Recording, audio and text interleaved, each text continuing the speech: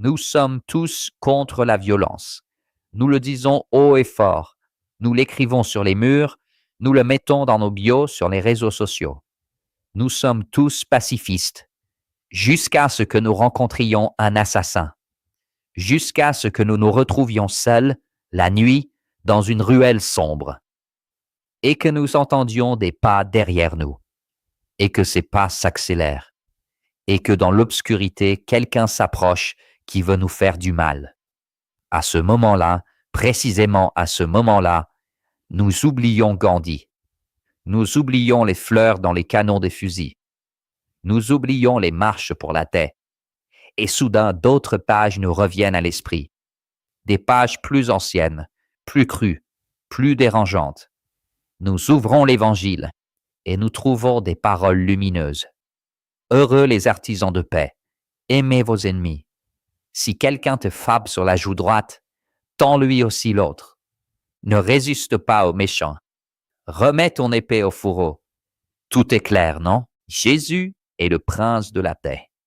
Son royaume n'est pas de ce monde. Son arme est l'amour. Fin de l'histoire. Mais attends, relis cet évangile attentivement. Jésus dit, aimez vos ennemis. Il ne dit pas, vous n'aurez pas d'ennemis. Il ne dit pas, les ennemis n'existent pas. Il ne dit pas, si vous les aimez assez, ils deviendront des amis. Non, il dit, aimez-les, mais ils restent des ennemis.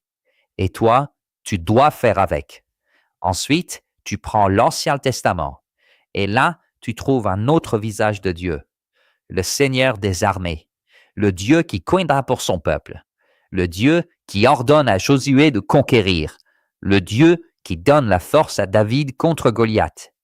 Tu lis les psaumes et tu trouves des cris de guerre. Tu lis les prophètes et tu trouves des batailles. Tu lis l'histoire d'Israël et tu trouves du sang, des épées, des victoires et des défaites. Et puis, il y a ce Jésus, le même Jésus des béatitudes, qui entre dans le temple. Il se fait un fouet de corde, de ses propres mains, et il renverse les tables, et il chasse les marchands, et il crie, et il frappe. Ça ne ressemble pas à la scène d'un pacifiste de salon. Et puis, il y a Paul, l'apôtre des nations, celui qui écrit sur l'amour qui supporte tout, espère tout, croit tout. Ce même Paul qui parle de l'armure de Dieu, du casque du salut, de l'épée de l'esprit, du combat non contre la chair et le sang, mais contre les principautés et les puissances. Paul utilise le langage de la guerre, parce qu'il savait que la vie est une bataille, pas un pique-nique, pas un séminaire, une bataille. On dit que les premiers chrétiens refusaient le service militaire, et c'est en partie vrai. Beaucoup le faisaient. Mais alors, comment expliques-tu le centurion Corneille, le premier païen baptisé, un soldat? Et Pierre ne lui demande pas de quitter l'armée. Il ne lui dit pas « d'abord abandonne ton épée ». Il le baptise tel qu'il est, en uniforme. Et dans les siècles qui ont suivi, combien de saints ont pris l'épée? Saint Georges, le chevalier. Saint Maurice, le commandant. Saint Sébastien, le soldat. Sainte Jeanne d'Arc, la guerrière. Et plus près de nous, Padre Pio bénissait les soldats. Saint Jean-Paul II avait été dans la résistance polonaise. La tradition chrétienne n'a jamais dit que la guerre est belle. Mais elle n'a jamais dit qu'elle est toujours et absolument interdite.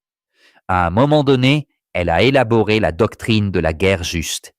Ambroise, Augustin, Thomas, légitime défense, proportionnalité, dernier recours, pas de l'enthousiasme, mais du réalisme. Et voilà le point. Le christianisme n'est pas une idéologie. Ce n'est pas un manuel d'instruction avec des règles fixes pour chaque situation. Ce n'est pas un algorithme qui crache des réponses automatiques. C'est de la chair vive. C'est de la sagesse incarnée. C'est l'Esprit Saint qui donne le bon sens. Et le bon sens te dit, la violence est un mal. Mais il te dit aussi, si un assassin est sur le point de tuer ta fille, tu ne restes pas là à regarder. Le bon sens te dit « cherche la paix ». Mais il te dit aussi « parfois la paix doit être défendue, avec force, avec sacrifice, parfois avec du sang ». Et tu sais pourquoi le christianisme fonctionne ainsi? Parce qu'il prend l'être humain dans sa vérité, pas dans la version édulcorée, pas dans la version livre de développement personnel, dans la vérité. Et la vérité est celle-ci. Nous sommes faits de lumière et de boue. Dieu nous a façonnés de la terre, de la boue, de la poussière.